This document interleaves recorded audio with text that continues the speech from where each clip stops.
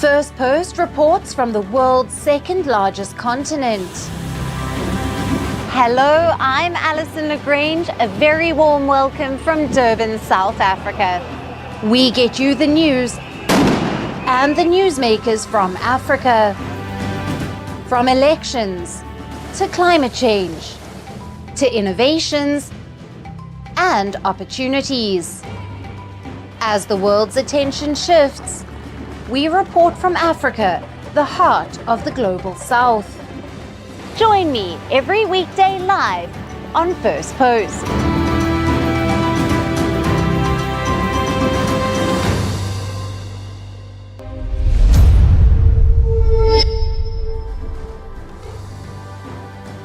Hello and welcome to Firstpost Africa, where we get you the top stories from the continent and from across the world. I'm Alison Lagrange, coming to you live from Durban, South Africa. First, let's take a look at the headlines. Israeli Prime Minister Benjamin Netanyahu calls UK's partial arms sales ban shameful, adding that the misguided decision will only embolden Hamas. Mongolia welcomes Putin with a red carpet as the Russian president visits an International Criminal Court member. Despite an arrest warrant, Zelensky calls it a heavy blow to international law. Indian Prime Minister Narendra Modi receives Guard of Honor as he arrives in Brunei for bilateral talks with focus on gas imports. He is the first Indian Prime Minister to visit Brunei. Tunisian police arrest prominent opposition leader Ayachi Zamal, accusing him of lying about campaign, as he was confirmed as one of the two challengers to President Kais Saied in the October election. The United States seizes a plane by Venezuelan President Nicolas Maduro and flies it from the Dominican Republic to Florida after determining that the purchase violated U.S. sanctions.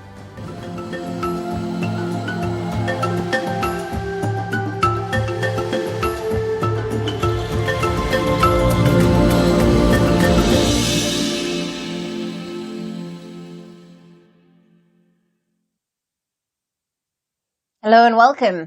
We start with updates coming in from Beijing, which has rolled out the red carpet for leaders from across Africa for the China-Africa Cooperation Summit. Ahead of the Wednesday summit, South African President Cyril Ramaphosa met with his Chinese counterpart, Xi Jinping. This year marks the 75th anniversary of the founding of the People's Republic of China and the 30th anniversary of the founding of the new South Africa. Despite the ever-changing international situation, the mission of modernization for both China and South Africa remains unchanged. I reaffirmed that our political rapport and relationship is the foundation of an unwavering and valuable friendship. We remain committed to the One China policy. Our two countries share many common objectives. Building on the firm foundation of solidarity, we continue to provide support in promoting our interests. The South African leader urged Xi Jinping to narrow his country's trade deficit with Beijing. He also asked Xi to review his country's trade structure with China, seeking more sustainable manufacturing and job-creating investments. China, the world's second biggest economy, is South Africa's largest trading partner globally. However, the value of South African imports from China has far outstripped exports.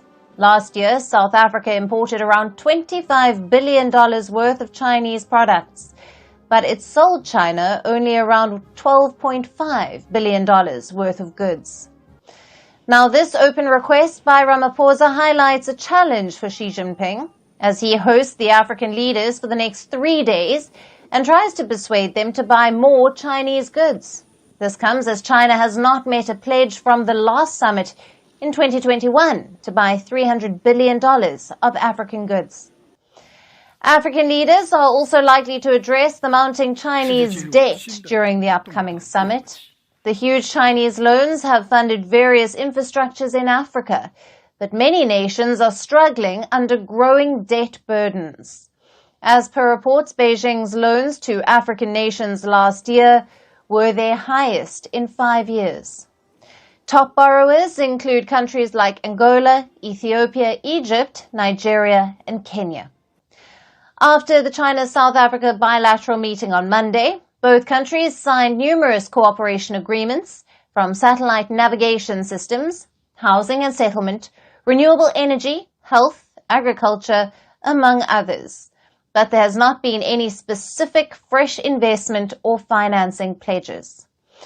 This is unlike their meeting in Johannesburg last August ahead of a BRICS summit, when Beijing had extended a grant worth over $27 million. Apart from Ramaphosa, Xi also met Democratic Republic of Congo President Felix Tshisekedi on Monday. Now, China has a significant presence in the DRC, where it is keen on tapping vast natural resources. Representatives of some 50 African countries are due to meet in Beijing to attend the China-Africa Cooperation Summit. The summit takes place every 3 years and provides a platform for China to forge partnerships in Africa amid growing power competition over resources and influence on the continent. Now, for more on this, we have with us Phumlani Majozi, an author and political analyst who is joining us live from Johannesburg, South Africa. Thank you for being with us. Pleasure. It's great to be here. Now, in terms of trade relations, how important is it to promote balanced trade between South Africa and China? And what impact could this have on South Africa's economy and the trade deficit? Well, it's very, very important because South Africa lags behind. I mean, when you look at the number, the amount, the value of goods we export to China, they are very, very low compared to the imports, the amount of, of goods that we buy from China.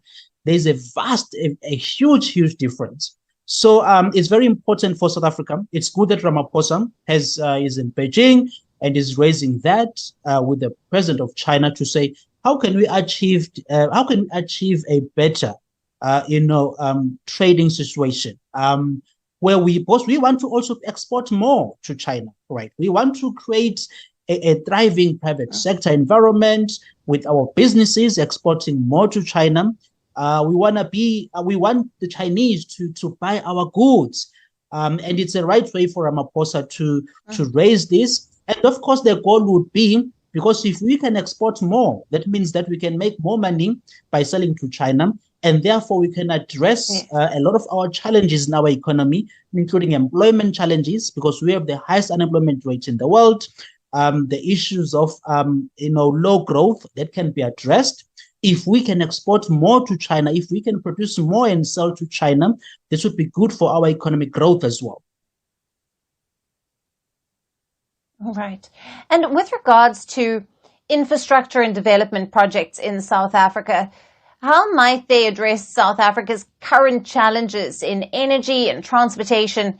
And further, what are the strategic gains for China here? Well, it's very important to understand, Alison, that one of the issues that South Africa's economy faces, or the challenge, is the lack of competitiveness, right? And what makes us to be at the bottom, or I should say, one of the things that make us to be at the bottom when it comes to global competitiveness is the fact that we do not have a stronger infrastructure, right? To be able to facilitate our economic productivity. It's not strong. We have a crumbling infrastructure, and therefore investment would be very, very good. By the way, it should be both private and public sector investment as well. You need a stronger private sector investment to really drive our economic productivity. So we do need infrastructure investment, and it's good it doesn't have to be China. It can be any other country around the world to come and help in investing in South Africa. And the goal, of course, would be to create a situation where we have better economic conditions to allow for our economy to operate in an environment that is very good. Now, your other question was, how would this be beneficial to China? Well, we do know that China is really making an inroads into Africa, right? It's trying to influence or to make an impact in Africa, not only on trade, but also the amount of money that it borrows, I should say it lends to African countries. China is Africa's biggest creditor now. So for China, this is a huge, to come in and invest in Africa's projects. It's for them, it's a way of setting a global, print or footprint, I should say, or to make an impact, to make an influence in the African continent, and for its geopolitical influence, it's good for them, for their country, as it tries to make a mark on the global stage. Yeah, and how might this strengthened partnership between South Africa and China influence the regional dynamics in Africa, particularly in terms of economic development and political alliances? Oh, well, it's very important to highlight that what has been happening in the African continent is that in sub-Saharan Africa, I should be specific, there is this sort of very warm sort of approach toward China, right? We've seen African leaders giving that warm approach and warm engagement with China, and some would argue that to the expense of our relations with the West, right? We have seen countries like Mali, Niger, Burkina Faso, and many other countries in sub-Saharan Africa, sort of, extending a hand toward China, and it's the case in many sub-Saharan countries. So, for South Africa to engage China at this level, we've seen South Africa's relations with China, and remember, South Africa is really the most advanced economy in sub-Saharan Africa, right? The most developed, and for South Africa to have this close or good trade relations with China, it very much brings China into the sub-Saharan space, right? And there's going to be the arrangement. It's very clear that there is that good, approach toward China, or good relations. That's what African countries are trying to pursue. And for relations, it's clear that we are going to see more, engagement with China, and more stronger relations between China and African and the African continent. Phumlani, it's always great to speak with you. Thank you for being with us on Firstpost Africa. Pleasure.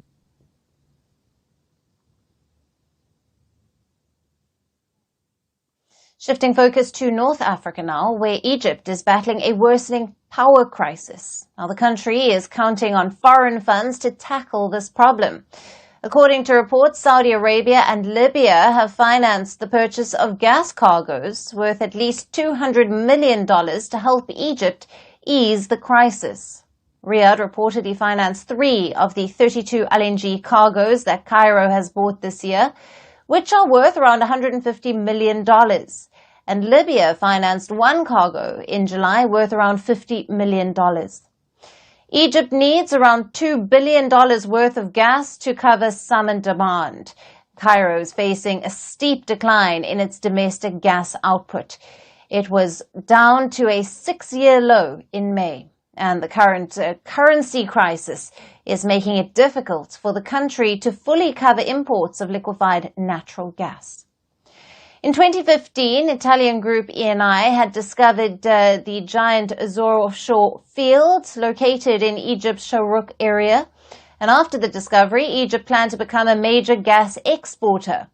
But over the years, the output of the field began falling. And reports say that the speedy development of the project injected too much water into the reservoir, which made the gas extraction difficult. Now, reports also add that gas industry output slowed as debt for gas and fuel supplies mounted. And Egypt's debt to Eni alone, mainly related to gas, stood at over $1 billion at the end of June.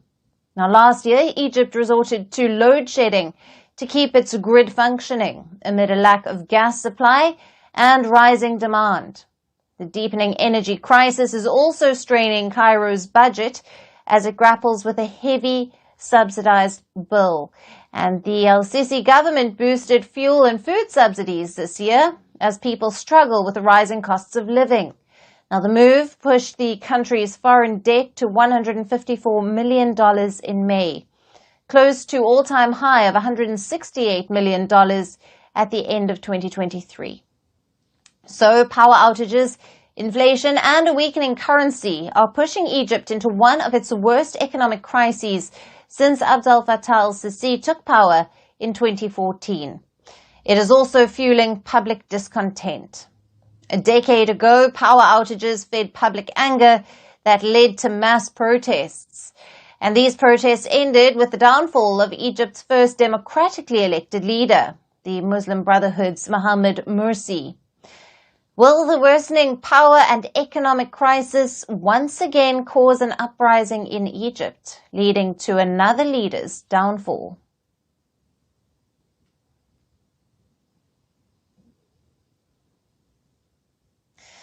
Moving to the Democratic Republic of Congo, where at least 129 people have been killed during a prison break attempt in the country's largest jail. The incident took place over the weekend at the central Makala prison in Democratic Republic of Congo's capital, Kinshasa. As per the officials, no prisoner succeeded in escaping. However, the incident resulted in at least 129 deaths. It is not clear what exactly unfolded at the prison, but the DRC's interior minister said that prisoners attempted the breakout amid a fire that hit the building's administrative buildings. Authorities say that most of the deaths took place due to a stampede at the overcrowded prison. The prison has a capacity for merely 1,500 inmates, but holds over 12,000 people. As per the Interior Minister, 24 people who were trying to escape were killed by gunfire after warning, and the other victims died by jostling or suffocation. There are also 59 injured people who have been taken into care by the government. The minister also added that there were cases of women being raped at the prison. Authorities say that order has been restored at the prison, and part of which was burned in the attack. On the material level, we deplore the fire in the administrative buildings of the registry, the infirmary, and the food stocks. The government is pleased with the restored calm, condemns these unfortunate incidents, and presents its deepest condolences to the families and loved ones of the victims. Investigations are continuing, and the public will be informed of the outcome. Government officials say an investigation is underway into the incident and the perpetrators will be severely punished. The country's justice minister called the attack a premeditated act of sabotage carried out to undermine efforts to improve the condition of prisons. There have been previous incidents of jailbreaks from Makala prison as well. In 2017, an armed attack led to the escape of more than 4,000 prisoners from the facility. Eyewitnesses described the scenes of chaos at the time of the latest incident. Listen in. The shooting started at 1 a.m. and continued until 5 a.m. Between 3 and 5 a.m., they were killing each other, and you could hear grenades going off. The police arrived late. Only the prison guards were firing. Before 5 o'clock, there were no police. We could see people running away, prisoners escaping. We didn't understand anything until we noticed that they had blocked the road. There was no access. The DRC government has been trying to reduce the number of prisoners from the overcrowded jails. Efforts were ongoing to reduce the crowd from the Makala prison as well. But the government has announced a ban on the transfer of inmates after the attack. Authorities say they would build a new prison, among other efforts to reduce overcrowding.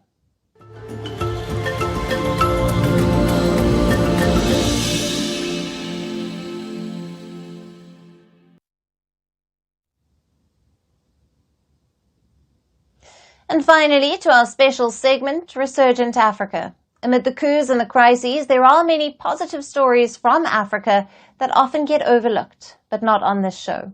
Our story today is from Morocco. The North African nation is embracing ecological tourism by offering visitors more sustainable experiences. Ecotourism projects in several parts of Morocco blend the country's rich culture with a reduced carbon footprint, taking small steps that could have a big impact on the planet. Watch this video for the details. Beautiful landscapes, thrilling adventures, vibrant culture and a rich history. With all of this and much more, the North African nation of Morocco has long beckoned travelers from across the world. The booming tourism sector in the country has now put paramount focus on sustainability, embracing ecological tourism, which is slowly expanding in Morocco. In the first half of June, Morocco welcomed 17.6 million tourists, with ecotourism accounting for 5% of this number. Around 3% of ecotourism is in Morocco's Agafe region, which is around 35 kilometers from the city of Marrakesh. One of the first ecotourism projects here was Kasbah Agafe Hotel and Spa, a traditional style kasbah that offers guests the opportunity to soak in the local culture through several activities. Tourists here ditch the SUVs and dune buggies and get on camelbacks for the ultimate desert experience. The locals say it's the best mode of transport to explore the area. The project also celebrates nature and the community surrounding it. I have relied on a book written by a friend of mine, Prince Sultan bin Salman, who wrote an extraordinary book called Back to Earth, Al-Rujua' ila al-Ard. And this was like my instrument that I used to do this work. I studied it, I did research, and in it he really goes profoundly on why man should be back to earth. Ecological tourism, we cannot consider that it's going to be competition for classical tourism. I think it's A, complementary, and B, working hand in hand and try to bring classical tourism to do things that ecological tourism does. The Kasbah Agafe receives tourists from all over the world, many of whom go back home with lessons on embracing and preserving the natural environment surrounding them. The experiences offered to guests also include cooking classes. These classes give them access to their garden, which is rich in organic vegetables, fruit and natural herbs. Guests pick organically grown ingredients and then prepare meals in an open kitchen. For ecological tourism, I visited Indonesia, Thailand, and many Asiatic countries, but I like too much this place in Morocco. It is really a wonderful place in nature, especially the air is very clean. Here, I know that it is organic. I had the opportunity to come to the garden where I was introduced to the vegetables, spices, aromatic herbs. I had a wonderful experience with the chef who allowed me to learn cooking, and suddenly I know what I eat, I know where it comes from. The place also offers traditional tents for guests.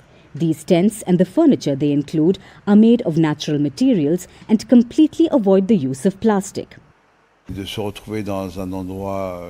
Finding yourself in a place like here, it's a very magical place and one that you don't find everywhere in the world.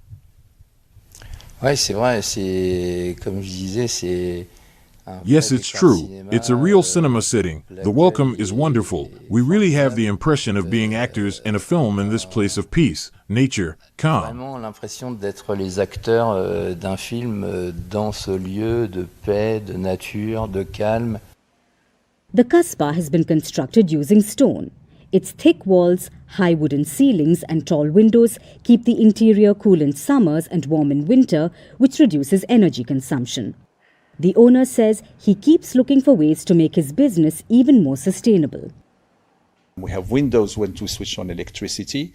We're looking seriously at solar panels for getting the water from the wells.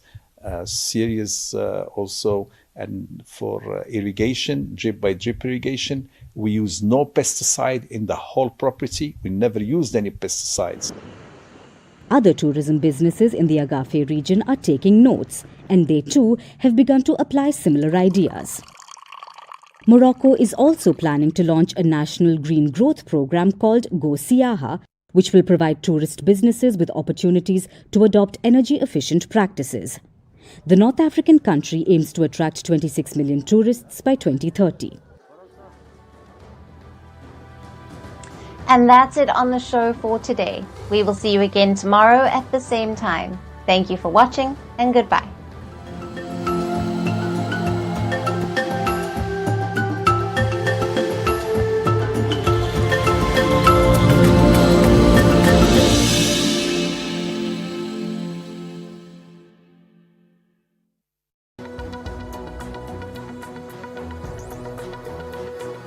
Hello and a very warm welcome. I am Christine Garland and you're watching Firstpost. In the next few minutes, we get you the top 50 updates from around the world, only here on Fast and Factual.